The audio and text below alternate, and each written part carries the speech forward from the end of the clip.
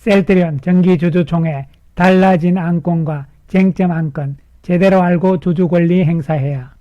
셀트리온 금요일 플러스 1.29% 상승, 제약은 마이너스 0.26% 하락세를 보입니다. 금요일 시장 전반적인 분위기가 안 좋은 가운데서도 셀트리온은 막판에 상승세로 전환이 됐고요. 제약은 약세권을 벗어나지 못한 모습이죠. 셀트리온 금요일 자사주는 3713주 매수가 있었고요. 외국인들은 164억, 기관들은 87억의 매수. 한편 제약은 외국인들은 23억 매도, 기관들은 2억의 매도를 보인 상황입니다. 셀트리온 거래량이 아직은 크게 증가하는 모습은 나타나고 있지 않지만 일정한 거래량을 유지를 하면서 양봉을 보여주는 상황이고 또한 저항선을 돌파하는 모습이 연출이 됩니다. 모양상으로는 나쁠 바가 없다 측면으로 접근이 되겠습니다. 다음 주 화요일이면 셀트리온의 주주총회가 있는 날인데요. 그래서 이번 주주총회에 상정된 안건들 합병이 되었기 때문에 작년과는 달라진 안건이 있고 또한 현재 논란이 되고 있는 부분들이 있기도 합니다. 그래서 이번 주주총회에서 상정된 안건들에 대해서 하나씩 살펴보면서 이야기를 해보고요. 이번 주총회 안건들이 앞으로 셀트리온의 경영 방향, 셀트리온의 실적 이런 부분에 어떠한 의미를 가지고 있을 것인지 참조를 하셔가지고 가시면 되겠습니다. 이번 33기 정기주주총회는 3월 26일 화요일 날 개최가 됩니다. 이번 주주총회에서는 보고사항을 보고를 하고요. 그 다음에 부의 안건들이 8건이 있는 상황입니다. 8개의 부의 안건 가운데서 두 번째 제2호조 정관의 일부 변경의 건 요 부분을 우리가 잘 살펴봐야 되는 부분이고요. 3호, 4호, 5호는 이사 감사에 대한 선임의 건이고요. 그리고 제6호 의안이 이사 보수 한도 승인의 건인데 이 부분이 쟁점이 되고 있는 상황이죠. 이미 국민연금은 반대 의사를 공식적으로 표시를 했습니다. 그 다음에 8호 안건이 새롭게 눈에 띄는데요. 임원 퇴직금 지급 규정 개정의 건 이렇게 있습니다. 그래서 중요하게 우리가 살펴봐야 되는 부분들은 2호, 6호 그리고 8호가 되는데요. 하나씩 살펴보기로 하겠습니다. 중요하게 봐야 되는 것이 2호 안건인데요. 정관의 일부 변경의 건입니다. 그 외 정관 변경에 관한 건에 대해서 구체적으로 살펴봐야 되는데요. 조금 복잡하게 보이실 수도 있습니다만요. 회사가 자금을 마련하는 데 있어서는요. 주식을 통하는 방법과 채권을 통하는 방법이 있습니다. 그래서 채권 쪽에서는 회사채가 주를 이루는데요. 셀트리온에서는 회사채 발행을 잘 하지 않는 상황이죠. 이러한 가운데서 그 중간 형태라고 볼 수 있는 전환사채, 신주 인수권부 사채, 그 다음에 교환사채 요 세 가지에 대한 발행 한도를 늘린 것이다 이렇게 보시면 되는 것이죠. 전환사채의 발행 규모를 상향을 했는데요. 5천억에서 1조까지 발행을 할 수 있다 이런 이야기가 되는 것이고요. 신주 인수권부 사채 발행 규모 역시 5천억에서 1조까지 발행할 수 있다 이런 이야기고요. 교환사채 역시 1조까지 발행을 할 수 있다 이렇게 되는 것인데 요 안건은 의미가 상당히 있는 것이죠. 셀트리온 입장에서 자금 마련을 위해서 그동안 직접적인 금융을 많이 썼습니다. 대출을 통한 직접 금융 말고 회사채 발행을 통해서 자금을 마련하는데요. 그동안 회사채 발행을 거의 안 한 상태죠. 그러나 이번 합병하기 전에 회사채를 발행을 하기 위한 모든 조건을 갖추고요. 정관에 있는 회사채에 대한 발행 규모도 2배로 확대한다 이렇게 생각하시면 되는 것이죠. 이를 통해서 그동안의 대출들, 주식담보대출이라든가 이런 부분들을 다 상쇄시킬 수도 있는 것이고 또한 투자를 하기 위한 재원으로 마련을 할 수도 있는 것이죠. 그래서 이번에 한도가 늘어나는 회사채의 종류는 전환사채, 신주인수권부사채, 그리고 교환사채니까 이 세 가지 모두 다 주식과 채권의 중간 형태죠. 그래서 주식과 채권의 장점을 모두 가지고 있다. 그렇기 때문에 자금 마련에 훨씬 더 용이할 수 있다. 이런 측면으로 봐야 하기 때문에 이것은 앞으로 회사 발전에 있어서는 긍정적인 부분으로 평가를 할 수가 있는 것이죠. 자, 그 다음으로 살펴봐야 되는 것은 이사 선임의 건인데요. 3호라든가 4호, 5호 이런 부분들은 작년에 이어서 대부분 연임 내지는 재임 이런 부분이라고 볼 수가 있는 것이고요. 그래서 이와 관련된 내용에 대해서는 특별한 자료가 별로 없습니다. 우리가 찾아볼 수 있는 것이 좋은 기업 지배구조 연구소라는 여기는요. 지배구조 개선을 통한 기업가치 제고, 건전하고 투명한 금융시장의 구축을 목적으로 설립된 기업 지배구조 관련 연구소다 이렇게 되어 있는 것이죠. 그래서 여기서 이번 주총을 앞두고 24년 주총 의안 분석을 157개 기업을 업데이트를 해서 올려놨습니다. 이 내용 가운데서 삼성전자도 있고 있고요. 셀트리온도 있는데요. 삼성전자의 예를 들어서 보시게 되면요. 좋은 기업 지배구조 연구소에서는 권고를 한 것은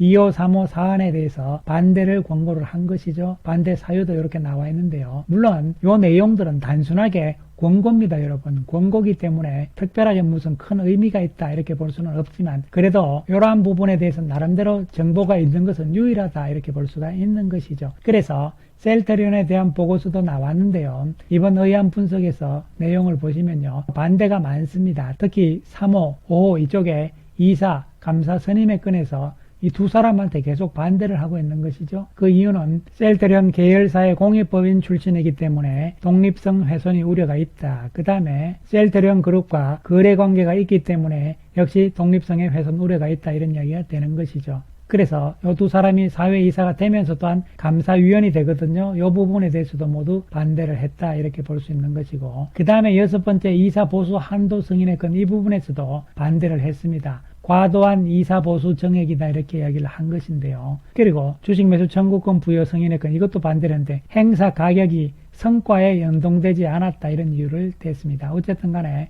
이런 부분들도 있기 때문에 객관적인 입장에서 여러분들이 좋은 것 나쁜 것 모두 다 파악할 수 있는 기회는 가져야 되는 것이죠. 구체적으로 알고 싶으신 분들은요. 이 사이트에 들어가셔서 찾아보시면 되는 것이죠. 자, 그래서 이사 보수 한도 승인의 건은 국민연금에서도 공식적으로 반대 입장을 표명을 했기 때문에 쟁점이 되고 있는 것이다 이렇게 볼 수가 있는데요. 이번에 회사 측에서 올린 안건은요. 작년에는 사회이사 5명을 포함해서 9명의 이사였고 이 9명의 이사에 대한 보수 총액의 최고 한도를 90억이었는데요. 이번에는 금액은 200억으로 올렸고 그리고 이사의 수가 사회이사 8명을 포함해서 총 12명의 이사가 됐는데요. 그래서 이사의 수도 늘어나고 금액도 200억으로 늘어났다 이런 이야기가 되는 것이죠. 이에 대해서 국민연금은 반대를 표시를 분명히 했습니다. 21일 날 셀트리온 이사 보수 한도액 승인에 대해서는 반대한다고 밝혔고요. 반대 사유는 보수 한도 수준이 보수 금액과 경영성과 등에 비춰볼 때 과다하다 이런 이야기가 되는 것이죠. 그리고 나머지 안에 대해서는 모두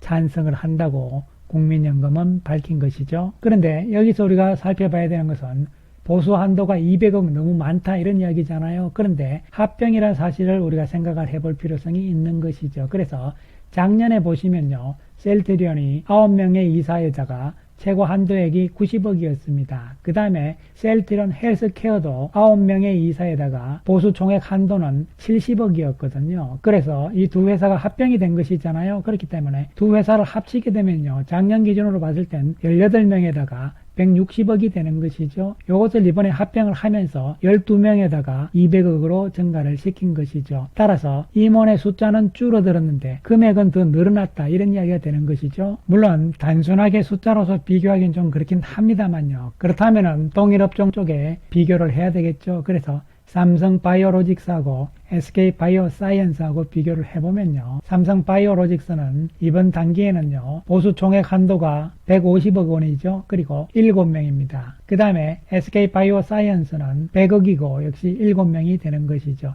이에 비해서 셀트리온은 합병을 하면서 200억으로 늘리고 이사 수도 12명으로 늘어난 것이죠. 금액으로만 봤을 때는 삼성바이오보다 더 많은 금액이다 이렇게 볼 수가 있는 것이죠. 그런데 이사 숫자가 많아졌기 때문에 이것을 인당 1인당으로 계산을 해보게 되면요.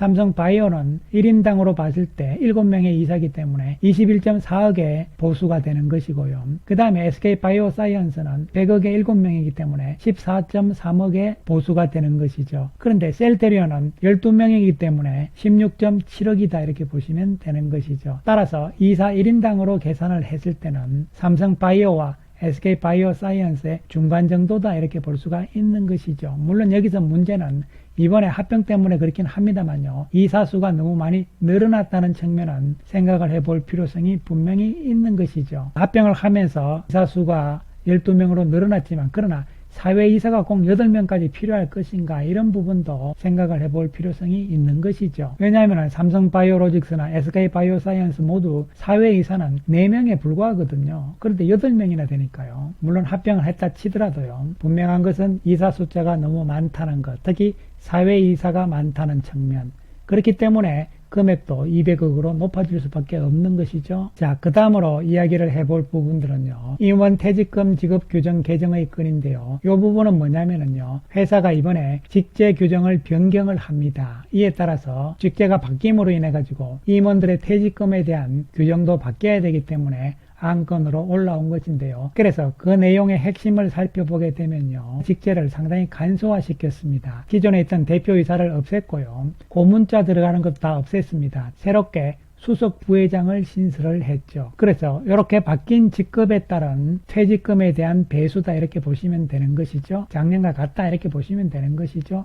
그래서 여기서 우리가 읽을 수 있는 것은요. 회사가 직급을 바꾼다는 것은 앞으로 경영 방침에 있어서도 방향성에서도 변화가 있다 이런 이야기가 될 수가 있겠는데요. 수석 부회장이죠. 이번에 새로 신설이 됐기 때문에 이 자리에 누가 앉을 것인가는 알 수가 없겠지만 누가 되느냐보다는 이 자리가 무슨 일을 할 것이냐가 중요한 부분이 되는데 아마도 수석 부회장이 앞으로 해야 될 일은 셀트리온의 신약 개발을 위한 M&A 쪽에 중요한 역할이 주어질 것으로 예상을 하고 있는 것이죠. 셀트리온 그룹의 미래를 봤을 때는 신약 개발이 가장 중요한 부분이 되는 것이고 그러기 위해서는 M&A 또한 의미가 있기 때문에요. 이를 진두지휘할 수 있는 이런 부분이 아마도 수석 부회장 자리가 아닐까 생각을 해봅니다. 그래서 전체적으로 봤을 때 이번 주주총회에서 특별하게 문제시되는 것은 이사 보수 한도 승인의 건이 되는 것인데요. 동종업계에 비해서 이사의 숫자가 너무 많다. 특히 사회이사가 너무 많다. 이런 측면은 분명한 사실이기 때문에요. 이런 부분들도 여러분들께서 생각을 할 필요성은 있는 것이죠. 그래서 이번 주총에서 여러분들께서 주주로서 권리를 행사함에 있어서 찬성표를 던지든 반대표를 던지든 이런 부분들은 여러분 스스로 판단을 하시기 바라고요.